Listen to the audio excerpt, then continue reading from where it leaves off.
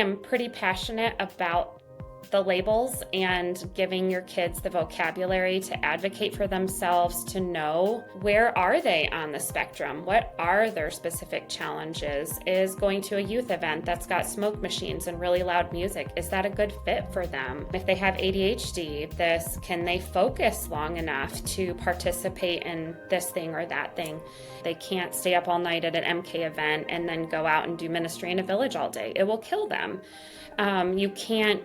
You can't expect the same things once you know. Our kids are just as much living that missionary life over there as we are, and God can use them as much, if not more, if we can get a vision for how God might use them. Welcome to this episode of the Modern Day Missionaries podcast. Y'all, do you see this smile on my face right now? It's because I just finished up a fantastic conversation with Jenilee Goodwin that you're about to hear. And Jenilee is the mother of 3 daughters on the autism spectrum. She's a former missionary, she's a certified life coach, and we talk about what it's like to be the parent of neurodivergent children on the mission field. As if it isn't challenging enough in the States, it has a whole nother set of challenges on the field, but a whole other set of opportunities too. Ways that the Lord can use it to be a blessing to you and those around you. But man, we get into all of it. We get into the nitty gritty, the practical things about how to help your kids while you're there, about the feelings you feel while you're doing there, how to interact with team members, other people in the culture. So much to talk about today, and we go there. So I hope that you enjoy this conversation as much as I do. So with that, let's jump into today's conversation with Jenilee Goodwin. Hey, Jenilee, thanks so much for joining us today. Absolutely. It's great to be here. So Jenilee, we're talking neurodiversity today, which is a subject close to both of our hearts. Yes. And I just want to go for it right off the bat. I mean, Sure. You are a missionary. You've been a missionary, and you took 3 neurodiverse daughters on the field.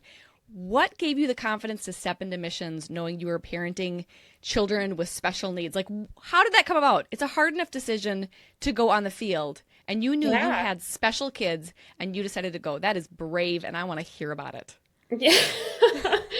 Well, it didn't feel so brave at the time. At the time, I think I was a little bit naive to thinking it's going to be great. You know, we hear your kids are resilient. MKs, they're just going to go with it.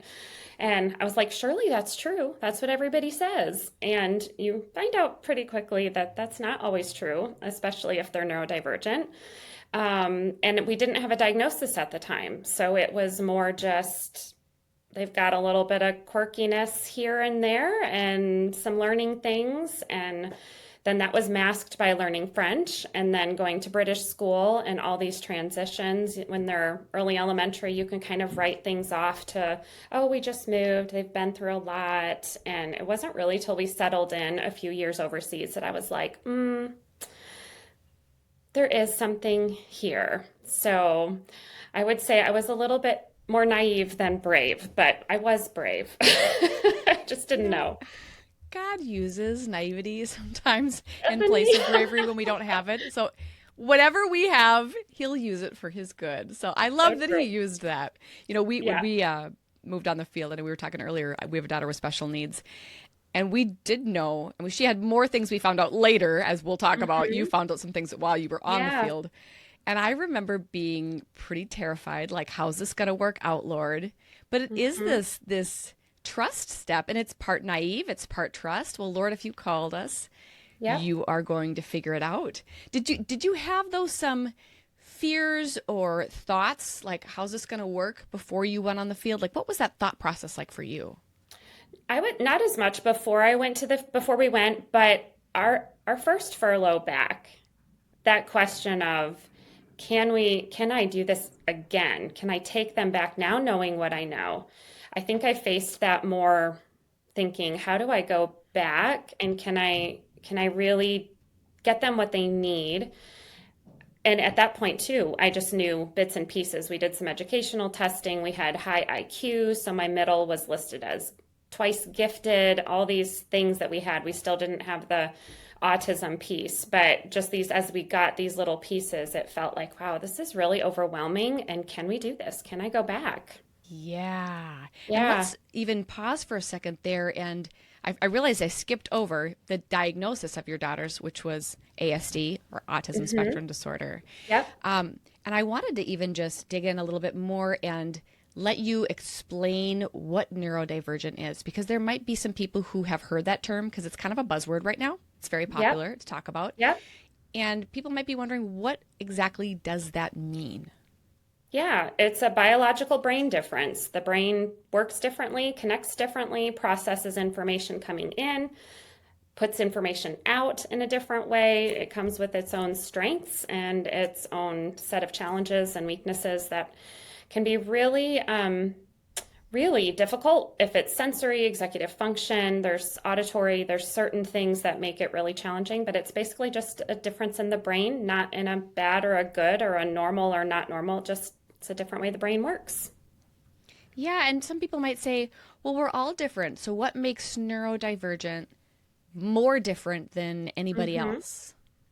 Yeah, it's the actual biological brain difference. So the neuroscience that's coming out on this is pretty cool. I think the next 10, 20 years of what we're going to learn about the brain and the whole vastness of the spectrum and what things are actually connected that we weren't really sure. There's some back and forth on, is ADHD a part of autism? Are they two separate diagnoses?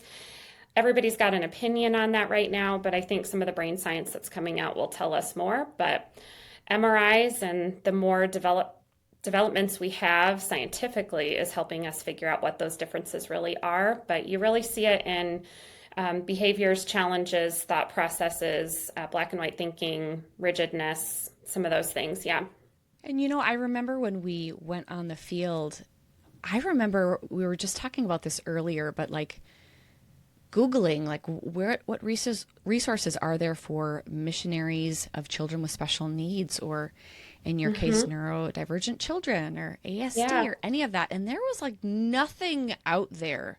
I mean, I Yeah. think I found one random little tiny response to a blog when we got there. I think it would have been, I don't know, 13, 14, 15. I can't even do math. 14 years ago, I think. Yeah. And things have really changed. And I'm They grateful because have. I think there were missionaries back then who were on the field with unique children, but Hmm. there wasn't places to really talk about that, or people weren't talking about that. Right. And now there is, and we're going to talk about at the end. We're going to mine a little bit of information for you on how people can connect with you. But I'm just Yeah. grateful for people like you who are talking about this. I also think there was less awareness. So before it was Mhm. kids with bad behavior or who were Right. just weird, or Yep. A little however we wanted to hyper. say it. A little, Yeah. yeah, can't focus, a little dispersed, and nobody Hmm. knew why. And it's so helpful to actually know a little bit more of what's going on. Now, I know Yeah. with your story, you got your diagnosis for your girls a lot later and had to A push for lot it. later. What was that like, that process of trying to get the diagnosis? And then what did that feel like once you finally got an official diagnosis? Yeah, I thought my middle had autism from little. She just thought differently. She was difficult to comfort. She wouldn't take a pacifier. She broke everything because she had to figure out how it worked. She was really quiet, late to potty train, never slept through Was the she the one night. who She did the was puzzle? I remember you writing about Yes, a she would puzzle. turn the puzzle all, I 18 months old, putting a 24-piece puzzle together, and she's the high IQ. But because she could, once she started talking, it was in full sentences. And so because she could communicate, because she could look the doctor in the eye, they're like, no, no autism. So it's really challenging to get any kind of diagnosis. My youngest was then diagnosed with ADHD. She was able to get an IEP, individualized education plan, at the international school that they were at in Dakar, West Africa. And that was really helpful, but I still knew there's pieces missing to this. So we did more educational testing, IQ, all of that. Got IEPs for my younger two. My oldest, I never really saw anything. She's really high functioning. She was valedictorian of her class, really well, but the masking was really challenging for her. She'd be exhausted at the end of the night. I didn't recognize that as a symptom of really anything. Just a lot that I didn't know. And explain masking, what masking is for people who might not have heard that term. Yeah, she was able, which is slightly typical for girls on the spectrum. They're really good at pretending nothing's wrong or getting through the day by picking up on what other people are doing or just doing what their friends are doing, just trying to make it through. But then when they have the chance, they crash. It's exhausting to try to figure out socially what's going on in the room, reading people's expressions. And she just was really good at doing that. And the exhaustion really hit her when she left high school, transitioned to college, and that's where she started verbalizing more of her sensory issues. And as we were getting diagnosis for the younger two, it kind of all culminated together in about 2021, where it was like, okay, we are going to officially go talk to an educational psychologist, get the full testing, and ended up with ADHD sensory for my oldest, my middle autism level 2 with inattentive ADHD, and then my youngest is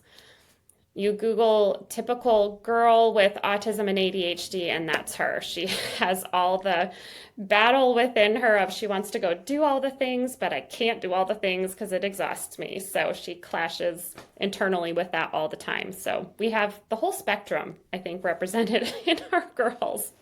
Oh my gosh. Wow. Yeah. Okay, so we know that there are challenges in a home country, in a passport country, walking Yeah. through that. What was that like cross-culturally? And I would say in two aspects. What was that like as you interacted with the people in the country, in Mhm. Dakar? And what was that like as you interacted with fellow missionaries? My girls really struggled more than I knew with Mm. the dust, with the heat, with having to touch the food if the children weren't given spoons and then they were sticky and had to sit with sticky hands for a 4 hour service. I just didn't know. We didn't know at the time, and they weren't really able to vocalize. All the other MKs could do it. So why was it hard for them? And when they would say things, it was like, I don't understand why this is so hard or why this is so different.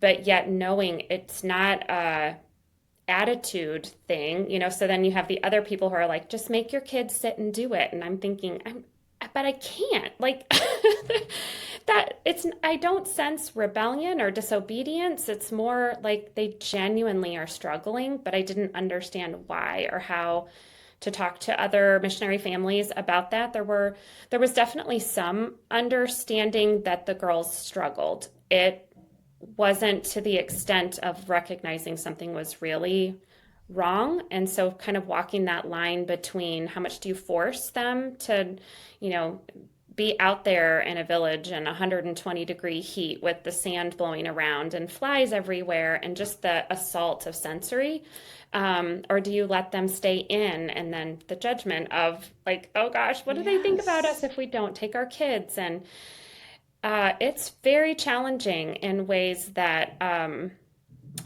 you just don't expect until you know your child's unique sensory or executive function, or do they melt down? Do they shut down? What is the impact it's having on them, and what is the environment of the country that you're in having on that? And yeah, the temperature of the mission community around you. Do they understand? Do they not? There's a lot to really feel out, especially before you know what's really going on. Isn't that the truth? Yeah. I remember for us, I think my daughter and I were both diagnosed with ADHD and anxiety about 6 or 7 years in. Mm-hmm. And you just don't know what you don't know. So in the No. beginning, and because we had so many of the same quirks, I don't know. I didn't see it. But I remember she had been in a school for kids with special needs. By the grace of God, the Lord helped us find one. Mm. But she got to the point where she couldn't keep attending there anymore because the kids were either too old or too young. She was in a class with just a bunch of kids that were so much littler, and she was hitting middle school and went, Mom, the kids are all so little. So I decided to switch from, I was working bivocationally at the time and doing missions work, to homeschooling her. And I never had thought of myself as a homeschool mom, ever. I still say I was not a homeschool mom. I was a mom who did homeschooling. I feel like there's a core difference. True. I don't know. In my mind, there is. It's Um, true. Yeah. and I remember when we were preparing to homeschool, we kind of tried it out for a few months to kind of get ready. And I thought, I don't know how I'm going to possibly do this because the two of us with ADHD, not knowing we had it, couldn't sit still for more than 60 seconds. I mean, we just would like look at each other and do something, and all of a sudden one of us Yeah. would wander off. And Yep. it got to the point where I thought, I don't think this is, I don't think this is normal. I don't think this is the average person's experience. And I remember I started to read and do the research, and we Yeah. went and got testing, and it was just like, 100%, yes, you both do. There's no question to ask.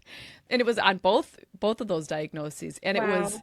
a little shocking, but also a little liberating, to be honest. Yes. And we went through Yeah. kind of what some of what you were saying is, we would take her to church sometimes, and she would go through seasons or periods where she would have these massive bouts of anxiety to the point where she would throw up as we were going into church. Yeah.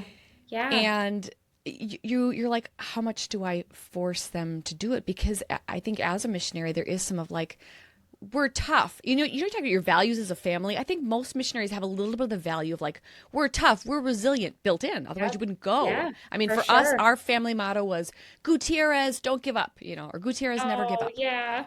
So we said it all the time. But it got to the point. I mean, I remember going to church one day and we were walking in. I remember two times. One, we were walking in, we were right outside the church, and she just ralphed all right in front of the church. And I mean, cars are cars are pulling up, and people are taxis are dropping them off, and they're coming in or coming in from the bus, and there's Oh, Madeline just throwing up, and I'm yeah. just like, hi, welcome to church. And then another time we took her to the youth group, and she just threw up in the trash can right there in the patio area. Yeah. And I went, I don't think we should be doing this right now. Yep. Yep. And I think that is a challenge for parents of kids with any type of special needs or who are neurodivergent, is just what you said. What do we push through and do? Yep. And what do we just say, hey, I think this is not a good season for this, or hey, this is beyond what my child can handle? Can you think Yep. of any specific instances where you wrestled with that in particular? Yeah, when our girls were going to a small British school, it was about an hour away from our home. And so we had a driver in our neighborhood, and he would pick up all the MKs in our neighborhood to drive that hour. But in West Africa, the cars, a lot of the seats are oiled or they're covered with some fur of some kind, with all the prayer beads hanging everywhere and all the stickers and the stuffed animals, and it's loud, the music. My girls still think of that as like, how did you make us do that, Mom? But I knew, and then the parents would take turns picking up in the afternoon. So they would have an air conditioned car or something on the way home. But the ride to school was really rough. But then a British school day goes till 5 p.m. So a lot of times they weren't coming home till 6 p.m., 6:30. And when they do that 5 days a week, and then you're expecting maybe a kids event on a Saturday and then a church visit on a Sunday, they don't get a break. There is no break day. So I remember that was one of the first lines that I kind of drew even before I knew. I knew their sensory load was already high. They already were at the max just from going to school. Um, to then push them through the weekend, they weren't ready for Monday. And kind of making that call of they really need the weekend. They need a full Saturday or a full Sunday, possibly both, depending on how difficult the week itself was.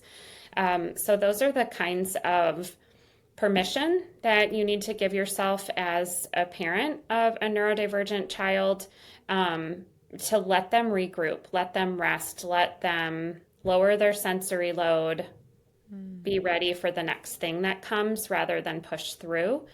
If they're doing great, then maybe take them, but just knowing that it all has an impact, it all has weight, and it can be challenging to think they can just do it all. Yes. Okay, so along that note, let's talk for a second about guilt, because Mm, parents deal with guilt to begin with. yeah, But then again, you go on the mission field, and there is the yep, guilt that you feel for pushing your kids too hard. And there's yep, the guilt that you feel for letting people down on your team or those you are serving. So, Jenny yeah. Lee, how was it for you? How did you deal with the guilt that you felt on both sides at times? Yeah, I would say definitely not perfectly. That is a really challenging path to walk. Um, I'm very thankful that we learned about neurodivergence when we did, and I was able to kind of draw some of those lines of what we will do, what we won't, put some boundaries around, really start to not care as much about what other missionaries thought or what other families thought or what other MKs could do. There's really kind of a sense of that's great that they can do that, but I can't make my girls do that. They can't stay up all night at an MK event and then go out and do ministry in a village all day. It will kill them. You can't expect the same things once you know. So it was kind of drawing some of those lines, and it took some rebuilding of trust with my girls that they could say, Mom, this is where my sensory's at. This is, how tired I am. Really, it's why I'm pretty passionate about the labels and giving your kids the vocabulary to advocate for themselves, to know where are they on the spectrum? What are their specific challenges? Is going to a youth event that's got smoke machines and really loud music, is that a good fit for them? If they have ADHD, can they focus long enough to participate in this thing or that thing? Giving them that vocabulary so they could advocate, but then as a parent, I had to be willing to listen to that. And that really rebuilt some trust with my girls. I didn't realize that pushing them past those boundaries, once I knew, really broke trust with them, and kind of rebuilding that I believed them, that I heard them, that we could talk through solutions. Okay, this is the event we're going to, or this is the expectation, this is what we're going to be doing. How does this feel? What do you feel like you can do? What do you feel like you can't do? Having those kinds of conversations with my girls helped immensely with kind of balancing out that, what do I do? How do I do this feeling? The guilt piece, I have apologized to my girls. I am so sorry you rode in that car for an hour every day. We didn't know. And they're so gracious. They really are, that you're learning this with them. You're all on a journey together, figuring it out. And they're not perfect. We're not perfect. Being able to kind of just as a family take a breath, lower the pressure, and do what your family needs. Yeah. And to your point, there are times where you have to do things Yeah. because, and things that will really trigger your child or set them off. That's just life, no matter where you live. But on the mission field, certainly there's just times you have to do it. And you're just like, I am so sorry, you guys. I know how hard this is for you. And there's not really much we can do about it right now. So let's process this later and say your sorries. But it's being aware of it at least. And I think it's really interesting too to consider your personality as a parent. Because, and then even what generation, are you? Like there might be some grandparents listening or people from older generations where this wasn't really a topic so much or a consideration. It was kind of just like just push through. And so sometimes I think if you're on a team and you are maybe of a different generation and you see younger families who are dealing with this, it can feel like, we didn't do that in my generation. Like we just pushed through. Yeah. And hey, that was totally your missionary story. And there's a new missionary story being written. Mm-hmm. So what generation are you from? What's your personality type? I mean, all those people pleasers out there, which, hey, I was in the club. I still feel it. Don't always do it, but I still feel it. Yeah. I mean, we got to watch ourselves so that we're not pleasing the people around us more than we are caring for our own children. And then there's the buck up personality type where you're like, hey, we can do this. Yeah. So it's even just taking the time to recognize, how am I wired and how might that affect my kids? Or am I a missionary who just, I have a tender heart and I just cater to my children so much that maybe the Lord is calling me to pull them up in a certain area and grow them. Okay, and that actually makes me want to transition to a new question. Sure. And that is, how did you see, or have you seen your girls making a unique impact and blessing on the people around them with the way that they're wired? I think they gave the other MKs permission to rest, permission to kind of be themselves. And there was we had a unique group. We had transitioned to South Africa in this group of MKs, and Annalise, my middle, who's really a level 2. She kind of hits that shutdown, and 8 p.m. is her shutdown time. And that's just when the other MKs are getting geared up to go play games or go running around outside with flashlights or whatever. And she's like flat on the floor laying down. And it was so cute to hear the other MKs. It's Annalise's bedtime. Who's going to walk Annalise back to her room? Like taking care of them because they were able to kind of vocalize. And just watching the MKs all kind of learning about this together and even recognizing some things in their own, maybe an ADHD or some kind of sensory issue, and realizing, oh, that bothers me too. And just kind of that connection of letting themselves talk about the things that bothered them, because that MK way, that MKs are tough, is a great thing. We all want that for our kids, but we also want that to be balanced with, yeah, you've got weaknesses and things too that you can't just stuff and stuff until you can't anymore. That's beautiful. So seeing your girls, especially Annalise, just kind of own some of her challenges, Yep. gave them permission to own some of theirs, and taught them how to take care of somebody who's a little bit Yeah. different. That's fantastic. I saw that with our daughter Madeline too. Not only just the kind of squirrely, fun, light joy that she'd bring everywhere she went. I mean, I think of our whole family, everybody loved her the most. She was just, and she is still a total blast everywhere she goes. But I think it taught a lot to people at church about how to behave Yeah. around someone with special needs or who's neurodivergent, how to care for them. I mean, I watched our church already in process, but I think our family story helped to create a ministry for kids with special needs or Oh, kids who are wonderful. neurodivergent. Oh yeah, we had a missionary come in, Lisa, who's just, and then another one, Katie, who I knew, and they came in and were so instrumental in getting these things going and bringing awareness. And our children's pastor, who's now her and her husband lead the church, Chana, created just an amazing ministry with Lisa for kids with Beautiful. special needs. And I remember to this day, Madeline, she had become friends during COVID with a young gal we knew who was a lawyer, who kind of just became her one-on-one helper with a lot of things. And this young woman now is getting ready to graduate with her master's in another country on special needs law, on taking care of Wow. kids, and wants to bring Wow. it back to her country. And I think sometimes we can feel like we're a burden when we bring our kids Mm-hmm. with their needs and everyone has to help us all the time. But we can so underestimate the impact that God wants to make on people around them through their lives. I mean, Yeah. that's we knew this couple who came down and they did conferences for parents of neurodivergent and special needs kids, Brad and Karen, and they would remind us that our children have as strong of a call on their life as we Mm-hmm. do. And I remember the first time I heard that, I mean, I'm going to be totally honest, Yeah. it was a little hard to believe. It felt like a shock to my system. Like I hadn't thought about that. But our kids are just as much living that missionary life over there as we are. And God can use them as much, if not more, if we can get a Yeah. vision for how God might use them. So I Yeah. love hearing just even the ways that your daughters impacted the families Yeah. around you guys. Yeah. Yeah, we had a pastor as well in South Africa, a South African couple.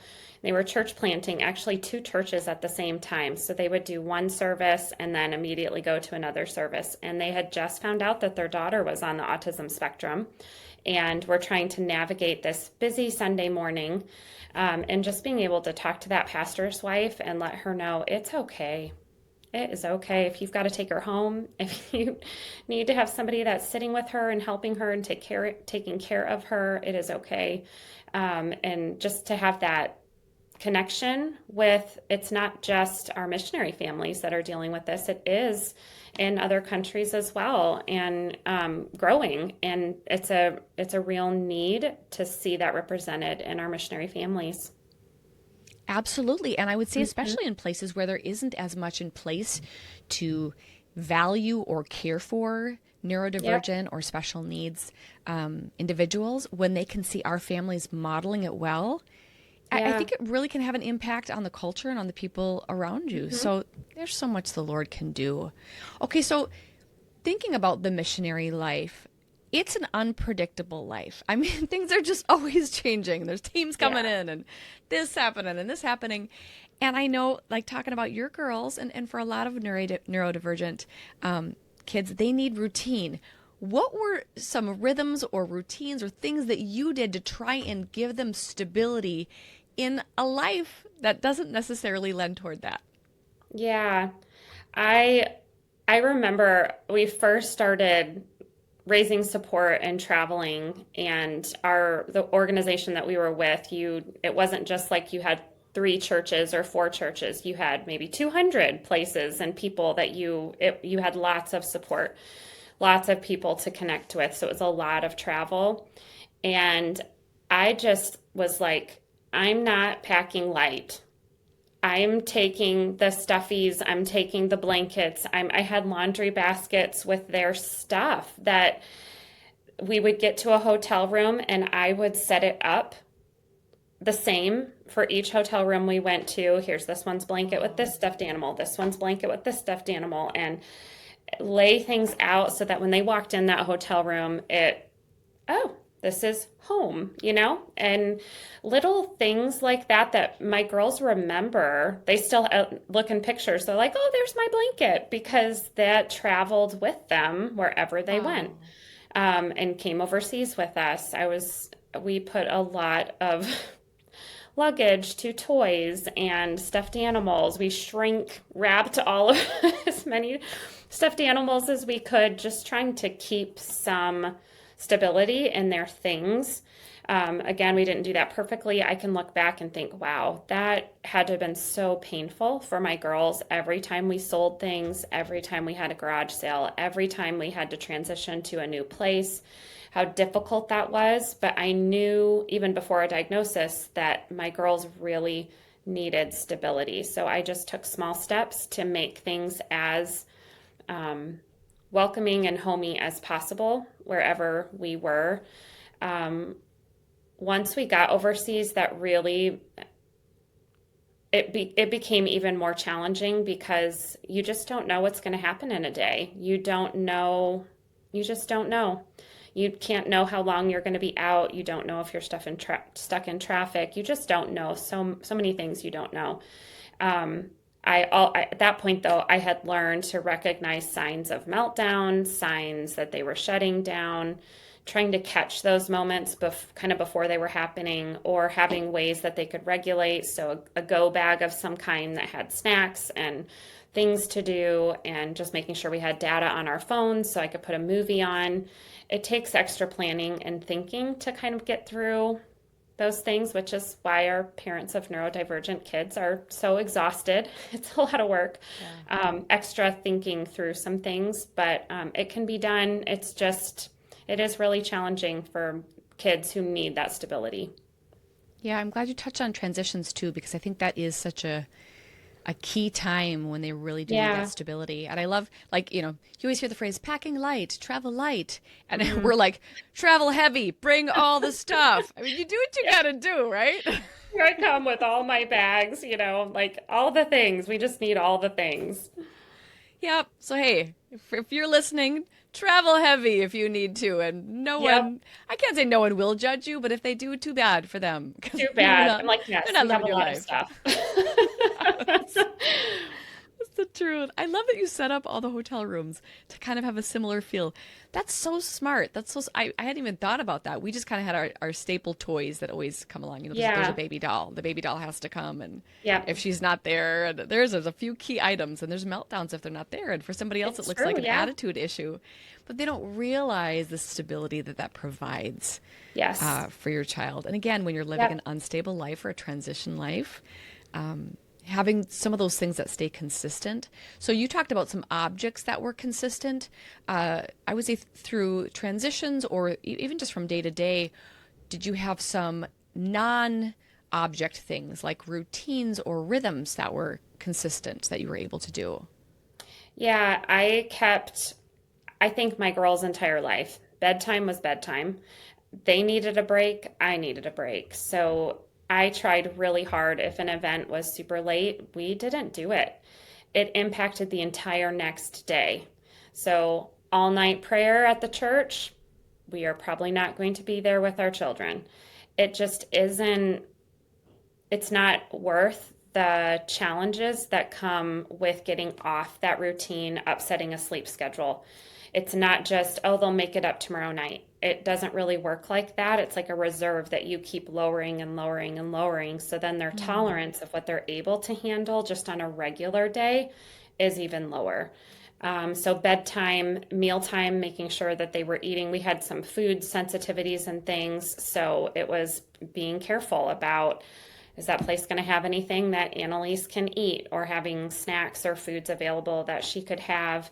I put some pretty good boundaries around our time and our days and made them pretty structured, especially when they were little, to the best of my ability. Me being home when they got home from school, so we could unpack the day verbally, let them talk it through or process anything that was happening. That was super important.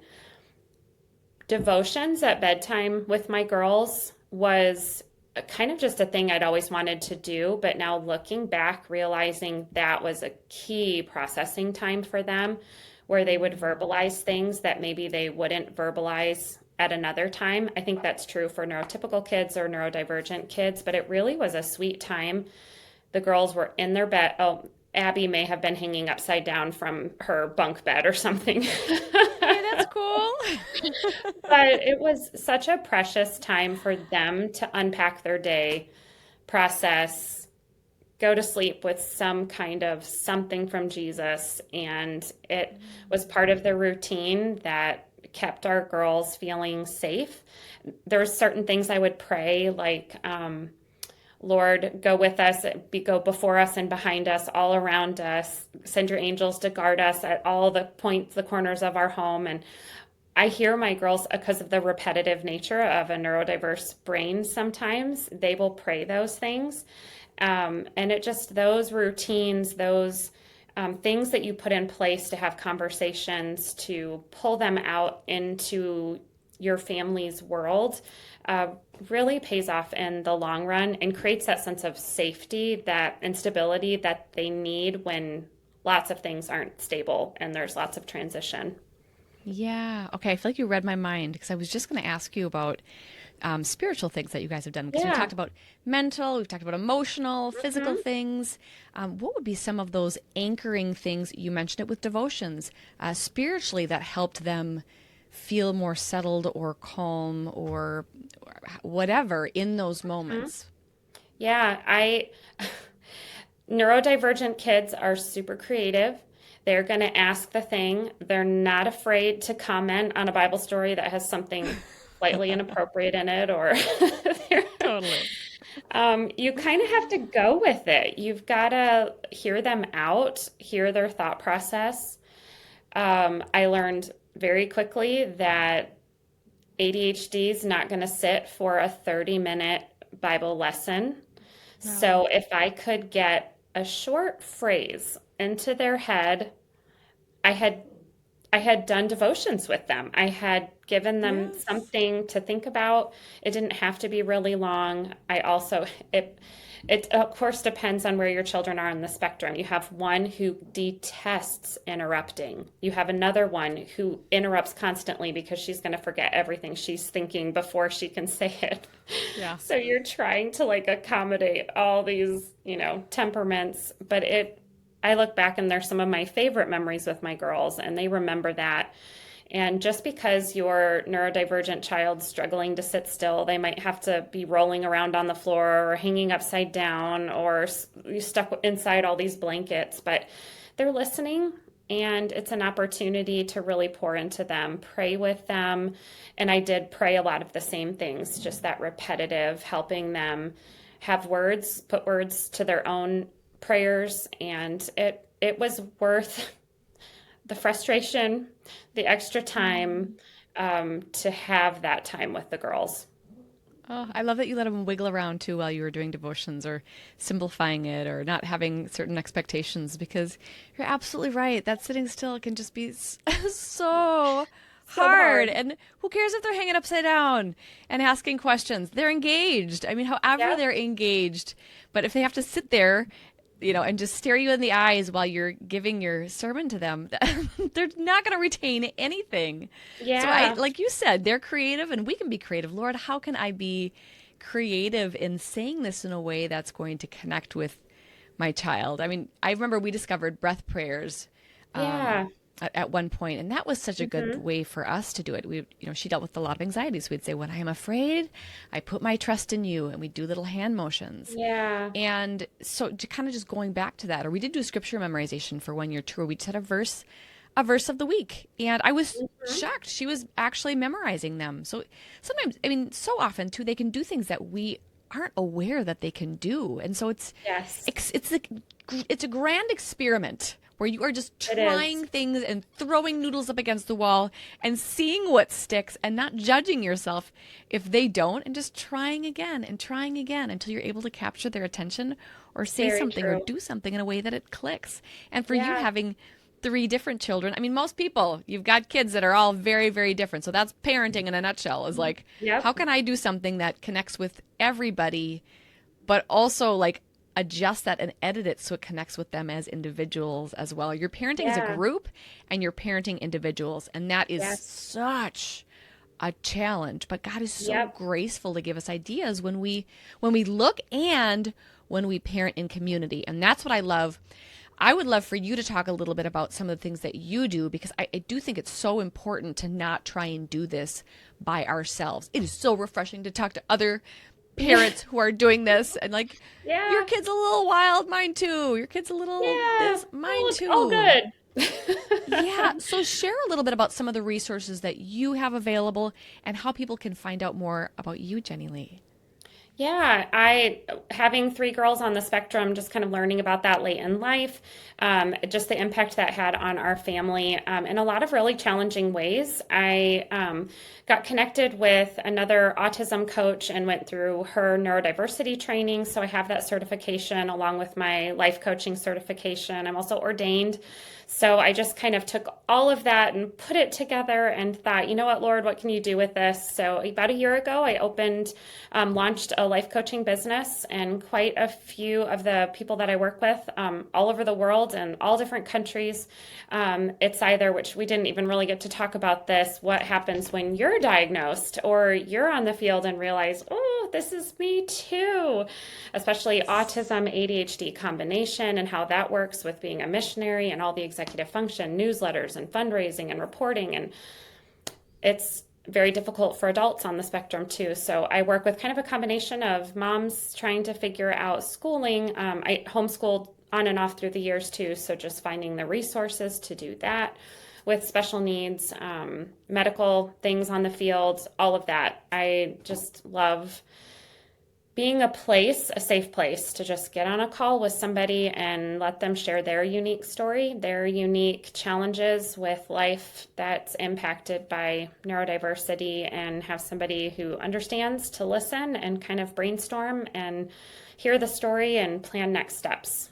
Just such a gift. It's just so nice to know that there is a resource out there that's available. I mean, again, I wish you would have been there when I figured all this out, 15 years ago. Yeah, So yeah, what a blessing for missionaries, because we just barely skimmed the surface. I mean, yeah, yep, we could have talked for hours more about so many more things. So my guess is and hope is that missionaries have a ton of follow-up questions right now, and so they can yeah, head on over to your website to find out more. I yep. know you have worked with Global Trellis. You put together a workshop that they could take advantage of. Yeah, it's a whole week of workshops called Neurodiversity Week, and we address just kind of a whole day on what is neurodiversity. We talked about parenting, TCKs, we talked about adults and singles on the field, we talked about member care and what member care can be doing to help our families. We just touched on a lot of different topics. You can go to Global Trellis and look up Neurodiversity Week, and that's all there for you. Yes. So we encourage you to take a step. There's a lot of steps you could take, and you might be thinking, where do I even begin? Just pick one. Just ask the Lord and pick one and take one next step, whether it's connecting with a community online. I know Velvet Yeah, Ashes has a lot of communities, whether it's yeah, heading on over to Jenilee's website, whether it's going to Global Trellis and taking the course. There's one thing we believe the Lord will lead you to do to take a step in whatever that next right direction is for you. But I'm just going to ask you, Jenilee, to close us out with like some final encouraging words. What would you want to say to a parent who is just feeling overwhelmed and discouraged right now? Yeah, I would say you're not alone. There is community. There is other families that are walking this road, and your story is unique and challenging, and there's so much about it that people don't understand, but you're not alone. There's other families walking this road too. So be encouraged, and God has something special for your family with the special gifts and needs that He's placed in your family. So, Yes, yeah. amen to that. Jenilee, thank you so much for being with us today. We appreciate you. Yeah, you're welcome. Thanks for having me.